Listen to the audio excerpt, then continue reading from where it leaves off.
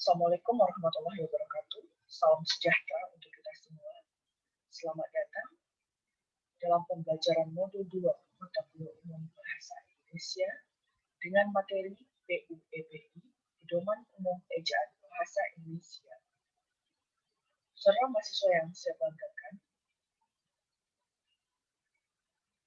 pada pembelajaran modul 2, saudara diharapkan mampu memahami, menganalisis, dan menyimpulkan penggunaan ejaan bahasa Indonesia dengan benar. Adapun pokok bahasan yang perlu saudara pahami untuk mencapai capaian pembelajaran tersebut adalah konsep ejaan bahasa Indonesia, sejarah dan perkembangan ejaan bahasa Indonesia, penulisan dan pemakaian huruf dan kata, pemakaian tanda baca, dan penulisan unsur serata. Saudara mahasiswa yang kami banggakan, untuk membahas materi pada modul 2, maka izinkan saya mulai dengan pernyataan yang mungkin juga sudah pernah kami sampaikan pada kegiatan pembelajaran di modul 1, yaitu perkembangan bahasa Indonesia erat kaitannya dengan sejarah perkembangan bangsa. Saudara mahasiswa, ada beberapa faktor yang perlu kita jelaskan terkait dengan hal ini.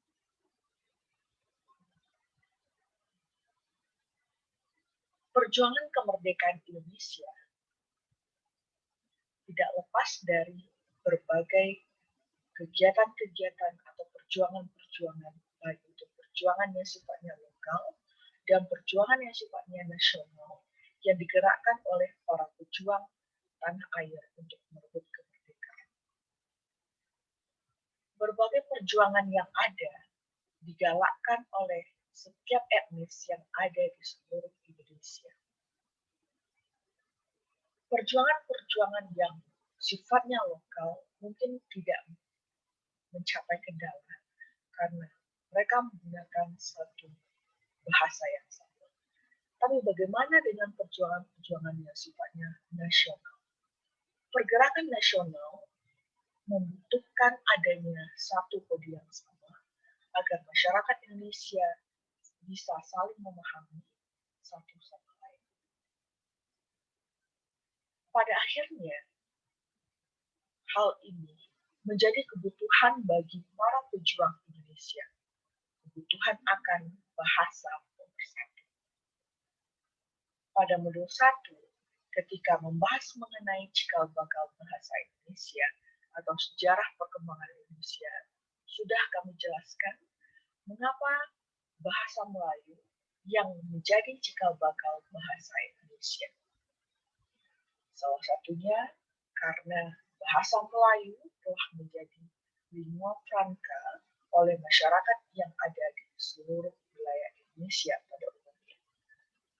Kebutuhan akan bahasa pemersatu ini pada akhirnya menumbuhkan semangat, memunculkan motivasi untuk melahirkan bahasa pemersatu. Hingga akhirnya pada tanggal 28 Oktober 1928 dikukuhkanlah bahasa Indonesia menjadi bahasa persatuan. Hal ini mengindikasikan adanya kebutuhan alat komunikasi yang mampu untuk menyatukan persepsi.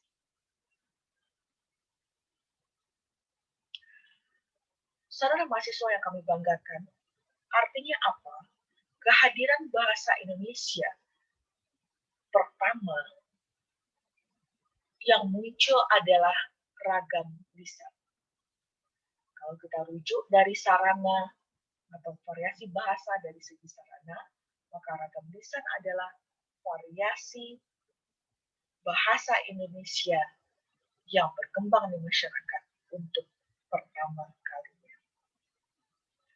Kebutuhan akan variasi tulis atau ragam tulis baru muncul ketika masyarakat satu bahasa mulai mengenal pendidikan. Jadi artinya, bahasa yang ada di dunia pada umumnya,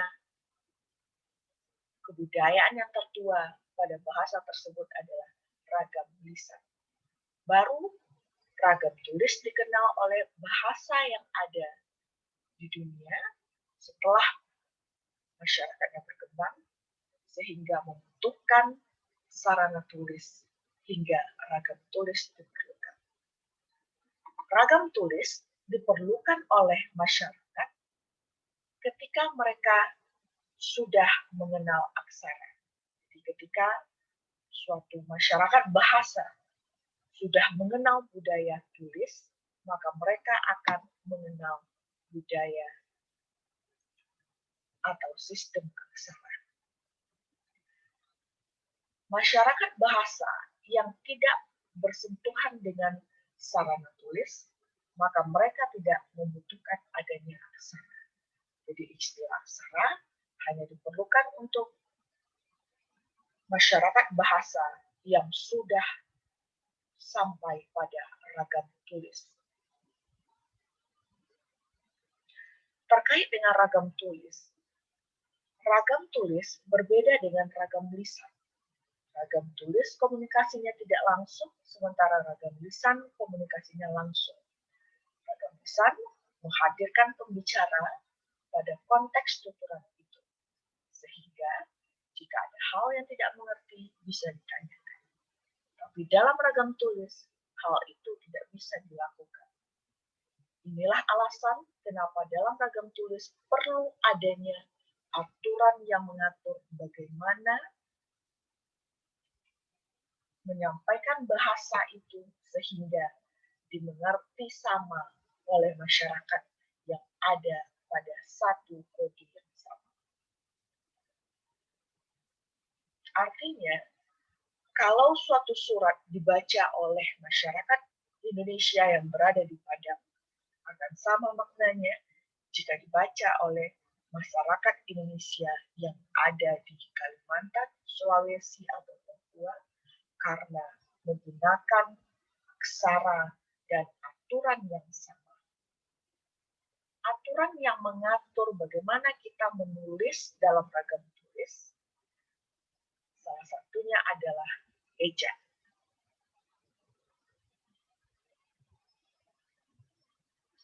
Kalau dalam ragam lisan, kita dibantu dengan adanya intonasi, artikulasi, jeda, maupun tempo.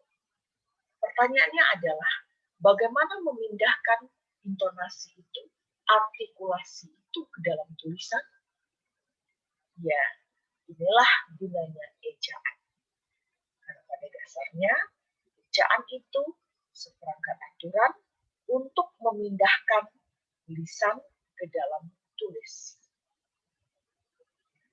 Oleh karena itu, ketika kita membahas PUEBI tadi, maka ada pokok bahasan yang kelimanya itu terkait dengan subtopik yang ada di ejaan.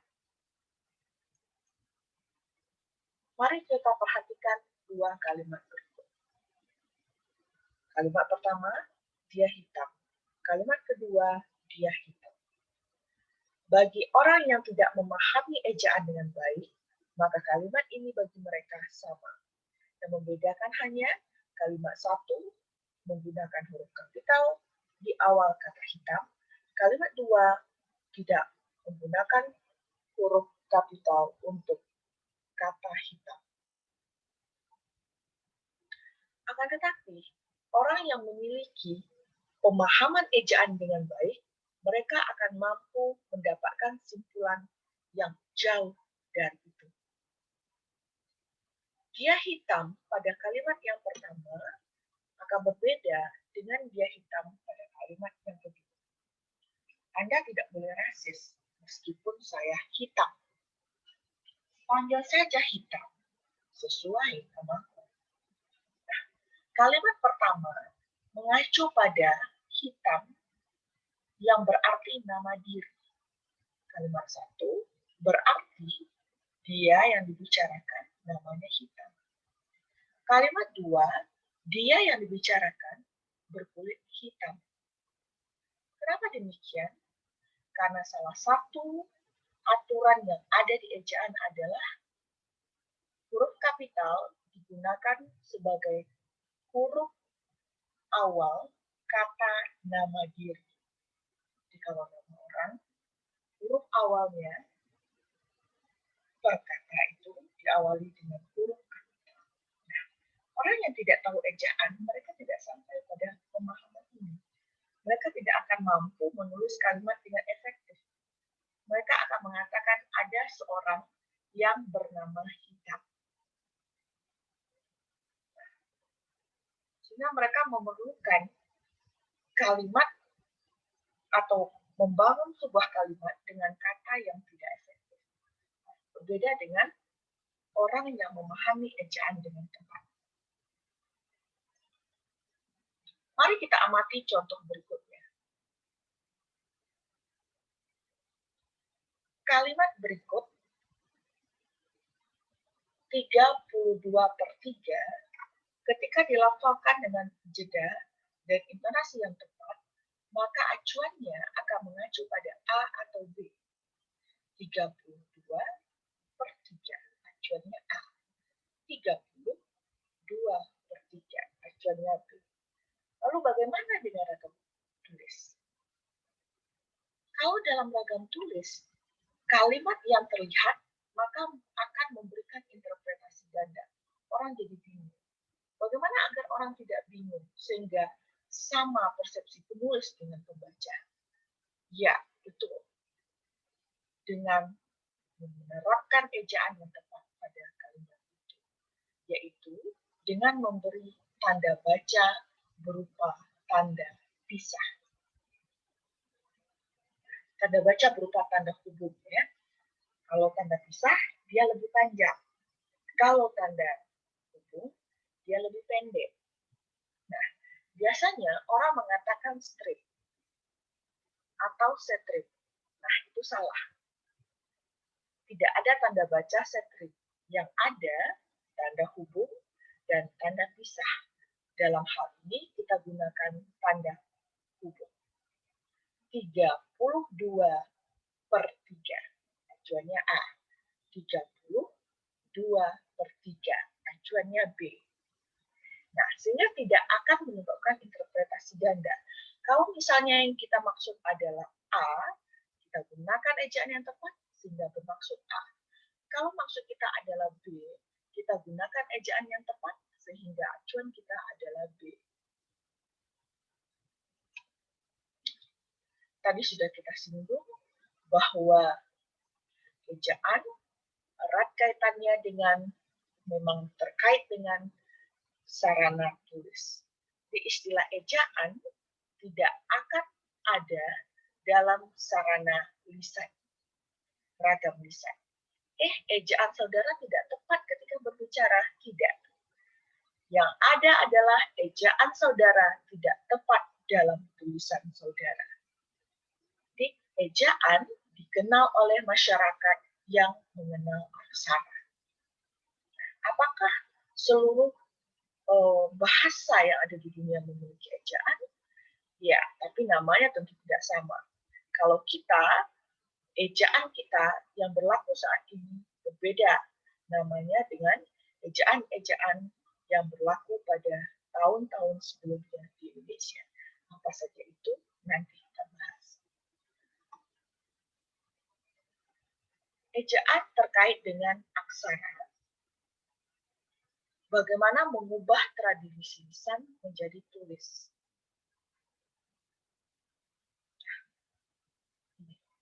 Kata masuk diberikan intonasi final meninggi akan berbeda maknanya dengan kata masuk diberikan intonasi final merendah. Masuk, masuk berbeda. Oleh karena itu, jangan main-main dengan tanda baca karena dia akan berimplikasi pada makna yang tidak sama.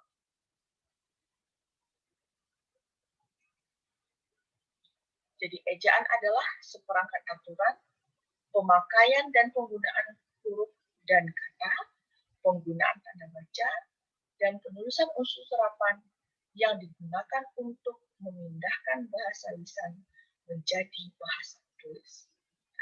Ini yang dinamakan dengan ejaan. Seperangkat aturan. Aturan itu apa saja pemakaian dan penggunaan huruf dan kata, termasuk huruf kapital di dalamnya, huruf tebal, huruf miring, penggunaan tanda baca, penulisan unsur serapan. Nah, persoalannya adalah apakah ejaan itu perlu dihafal? Ejaan itu perlu dilatih sesering mungkin. Sehingga pada akhirnya, ejaan itu menjadi bagian yang tidak terpisahkan dari kegiatan menulis bagi setiap pribadi saudara. Hingga akhirnya nanti, saudara bisa menerapkan ejaan yang tepat sesuai dengan teks yang saudara tulis, sesuai dengan kalimat yang saudara tulis.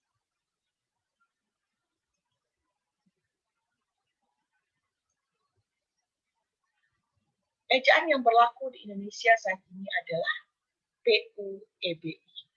Jadi kalau biasanya anak-anak yang lahir di tahun 2000-an atau 90-an itu akan mengatakan ejaan yang berlaku adalah EYD. Sementara ejaan yang berlaku untuk saat ini adalah PUEBI.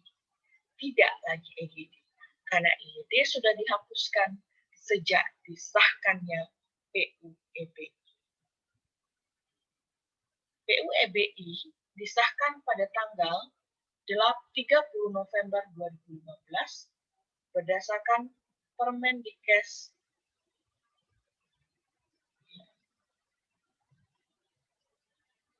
nomor 50 tahun 2015.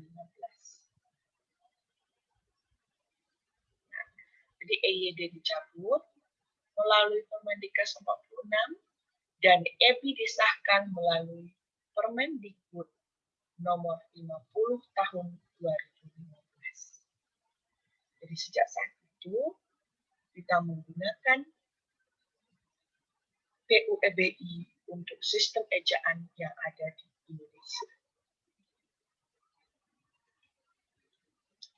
Ejaan yang pernah ada di Indonesia sebelumnya adalah ejaan Van Ophusen, lalu ejaan Suwandi atau ejaan Republik, ejaan Pembaruan, ejaan Melindo, ejaan Lembaga Bahasa dan Kesusastraan, ejaan yang disempurnakan, dan terakhir ejaan Bahasa Indonesia (EBI) yang berlaku hingga saat ini.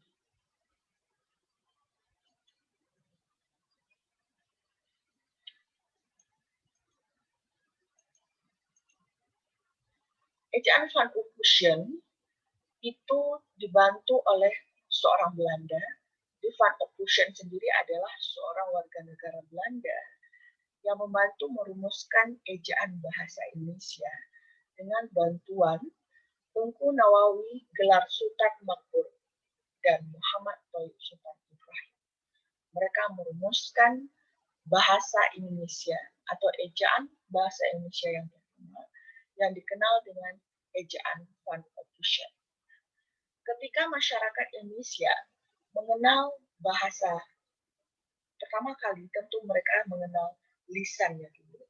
Baru kemudian mengenal ragam tulis setelah bersentuhan dengan pendidikan. Ketika sudah memiliki budaya tulis, sistem aksara, maka perlu kesepakatan untuk bagaimana ragam tulis itu menjadi seragam, agar tidak bervariasi sehingga dipahami sama. Oleh karena itu, ejaan Van Ophusen muncul untuk menyeragamkan bagaimana ragam tulis yang ada sehingga tidak serampangan. Jadi, Van Ophusen sendiri adalah seorang pakar bahasa yang dikirim untuk merancang ejaan yang dipakai dalam bahasa Melayu, terutama untuk pengajaran. Ada beberapa bunyi, kemudian jenis bunyinya. Nah, jadi kalau dulu itu ular ditulis O-U-L-A-R. Jadi Berbeda ya dengan ejaan yang berlaku saat ini. K digantikan oleh hamzah, tidak. Lalu, ejaan Van Ophusen ini lahir pada masa penjajahan Belanda dan ejaan bahasa Melayu pada masa Van Ophusen ini mengambil unsur bahasa Arab karena bahasa Melayu terpengaruh oleh bahasa Arab. Oleh karena itu tidak ditulis seperti ini, tidak menggunakan ke. Kemudian, ejaan republik atau ejaan Suwandi. Suwandi sendiri adalah menteri yang pada waktu itu menjabat sebagai Menteri Pendidikan, Pengajaran, dan Kebudayaan. Artinya, ejaan republik atau Suwandi lahir ketika Indonesia telah merdeka pada tahun 47. Hal ini didasari oleh kesadaran bahwa ejaan yang ditulis oleh Van Ophusen dan tim ternyata tidak mengikuti ejaan internasional, sehingga perlu disesuaikan untuk kepentingan ejaan internasional.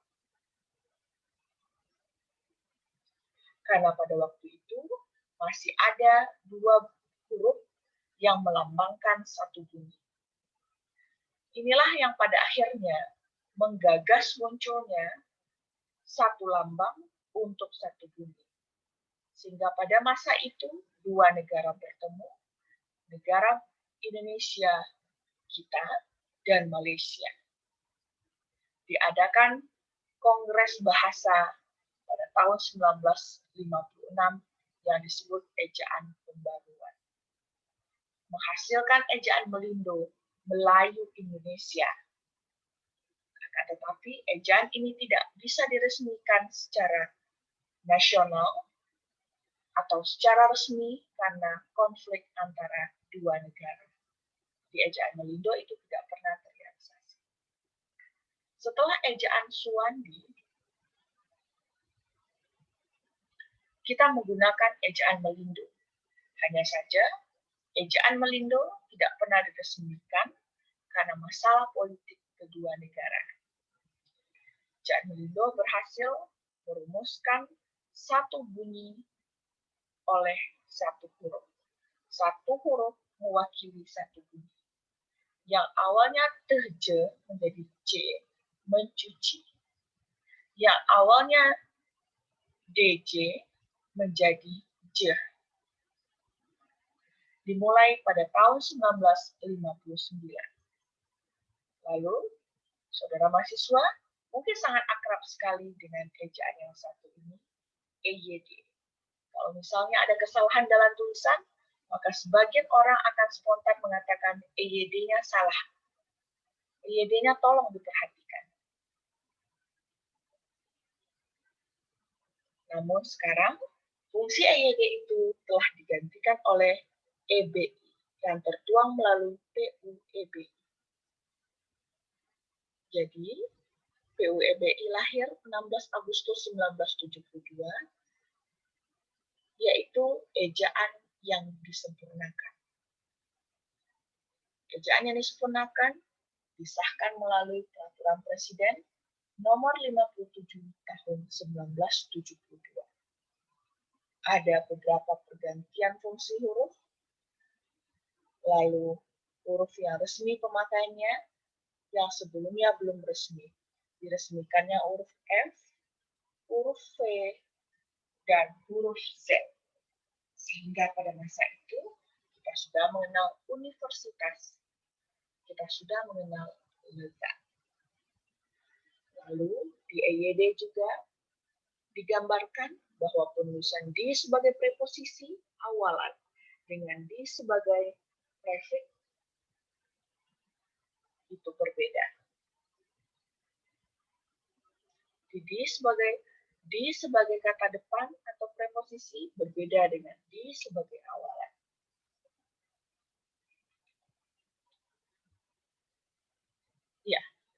ejaan bahasa Indonesia adalah ejaan yang berlaku pada saat ini, yang ditetapkan melalui Peraturan Menteri dan Kebudayaan Nomor 50 Tahun 2015.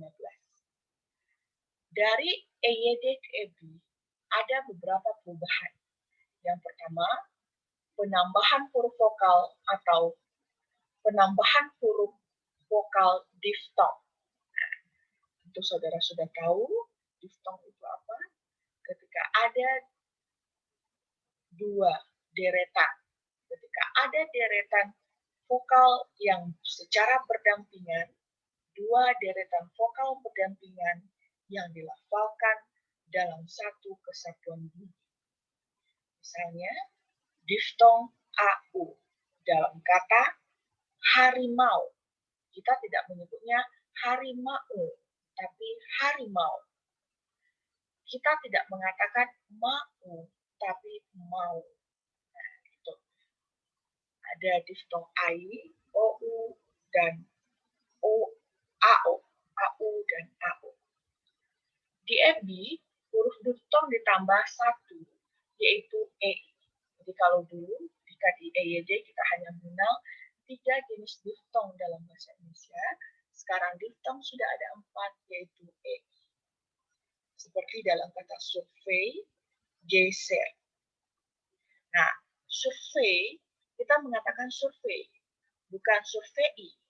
Nah, penggunaan huruf kapital pada EYD tidak diatur bahwa huruf kapital digunakan untuk menulis unsur julukan, hanya menulis nama orang.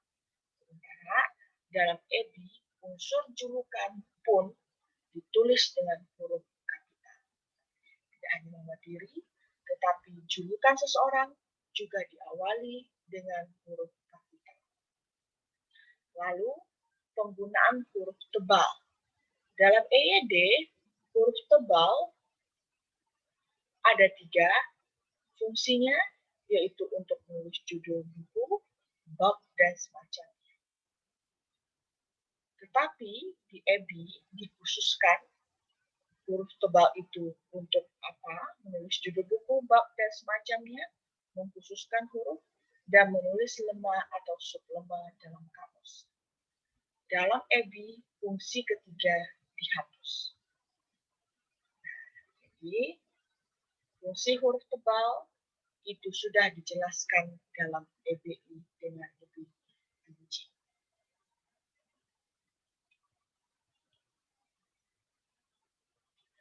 Lalu, mengapa ejaan terus diperbarui? Kalau kita lihat, dari ejaan Van Ophusen sampai ejaan sebelumnya EYD hingga ejaan hari ini PUEBI, kenapa ejaan itu terus diperbarui? Mungkin dari penjelasan tadi, saudara mahasiswa sudah menemukan poin-poin penting kenapa ejaan itu diperbarui. Mari bersama kita kuatkan kembali alasan-alasan atau faktor-faktor yang mempengaruhi kenapa ejaan itu terus diperbarui, disempurnakan. Pertama, untuk keseragaman dan keselarasan penggunaan bahasa. Karena ragam tulis itu merupakan komunikasi tidak langsung, sehingga perlu keseragaman agar apa yang ditulis oleh penulis tidak mendapatkan interpretasi yang multi arah dari pembaca. Agar apa yang ditulis penulis itu sama dengan apa yang dipahami oleh pembaca. Yang kedua, untuk menyederhanakan aturan sebelumnya.